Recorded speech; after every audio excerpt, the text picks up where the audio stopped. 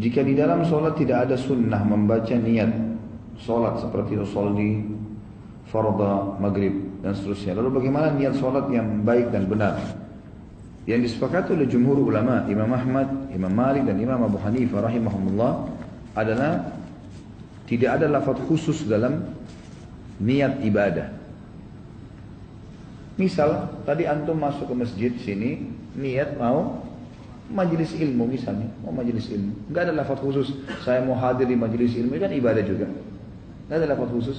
Antum cuma dalam hati mau datang ke Masjid Nurul Iman sholat, mau majelis ilmu misalnya. Sebentar ini azan asar misalnya. Teman-teman pas dengar azan asar, dalam hati kita terlintas benak untuk sholat asar, enggak mungkin sholat lain kan? Baik, itu sudah niat sholatnya, enggak usah ada lafaz khusus. Yang jadi imam maju, dalam hati sudah pasti mau jadi imam, enggak usah dia katakan imaman. Kita yang jadi makmum, gak usah bilang makmuman, karena kita di belakang memang sudah lihat mau jadi makmum kan? Itu niatnya. Jadi gak ada lafaz khusus. Karena memang tidak pernah ada hadis Nabi mengatakan kalau kalian mau sholat bacalah usolli fardhu salati duhur misalnya, atau puasa nawaitu shoma ghadin, ya, atau udu nawaitu raful hadath dan seterusnya. Ini gak pernah ada lafaz hadis. Coba cari satu hadis saja, tidak pernah Nabi mengatakan, Nabi SAW bersabda bacalah kalau mau sholat usolli fardhu salati duhur. Gak pernah ada hadisnya. Niat itu dalam hati, gitu kan? Satu-satunya yang didengar oleh para sahabat Nabi SAW mengucapkan suara itu pun dianggap ini bukan lafaz khusus. Waktu mau umrah dan haji, beliau mengatakan labbaik Allahumma hajjan, umrah labbaik Allahumma umratan, gitu kan? Itu yang diucapkan. Kalau sholat, kalau puasa, kalau jihad, majelis ilmu, apa sajalah, zakat, tidak pernah ada penyebutan lafaz ini. Saya pernah mau masukkan zakat fitrah di satu masjid. Waktu itu saya masih di Surabaya beberapa tahun lalu. Kemudian pada saat saya datang, saya mau ikutkan satu karung beras untuk sekeluarga.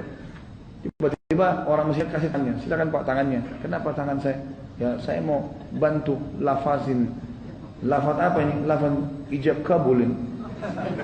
Memang saya mau dinikahkan ya? Saya bilang nggak usah pak, nggak apa-apa. Saya udah lihat dalam hati saya kok ini nggak apa-apa, ini buat keluarga saya. Artinya biar juga kita nggak sebut namanya, nggak apa-apa. Nggak usah satu-satu disebut. Ini atas nama ibu saya, atas nama ayah saya, atas nama kakek saya, nenek saya, ini panjang sekali. Nah, Allah sudah tahu. Cukup itu. Kalau ada dalil lain, seperti misalnya masalah sembelih, ya. Kita kan kalau sembelih, boleh kita sembelih. Misal adik kita titipin, ini saya mau juga ikut kurban ya. Dititipin dia mau sembelih, boleh kita mengatakan Bismillah, kita bacain Bismillah kambing yang mau disembelih. Hadzali fulan, ini untuk si fulan misalnya, sepupu kita atau adik kita tadi. Lalu kita sembelihkan, Bismillah Allahu Akbar, itu nggak apa-apa. Nabi SAW menyebutkan itu nama, disembelih. Ada dalil kan? Jadi kita memang teman-teman dalam ibadah ini terikat sama dalil, jangan keluar dari situ. Seperti kalau antum kerja di perusahaan, yang ada instruksi perusahaan kerjain. Ada peraturan-peraturan yang ikutin. Yang lain tidak usah tambah-tambahin. Kan gitu. Ada kursi di situ misalnya, perusahaan nggak larang duduk, ya sudah duduk sama apa. Tapi kalau perusahaan bilang jangan duduk, ya jangan duduk. Kalau duduk nanti kena hukuman, gitu kan? Dan tidak usah datangkan peraturan-peraturan lain dari luar. Ingat, pelanggaran juga dalam agama dihitung pelanggaran kalau kita kerjakan apa yang tidak diperintahkan ya. Saya pernah berikan contoh, pelanggaran ada dua teman-teman. Ada pelanggaran yang pertama, sesuatu yang dilarang jelas dilanggar. Seperti misal kita kerja di perusahaan, masuk hari Senin baju putih, hari Selasa baju hitam. Dia pakai yang baju hitam di hari Senin, yang untuk hari Selasa. Melanggar, jelas-jelas dilarang.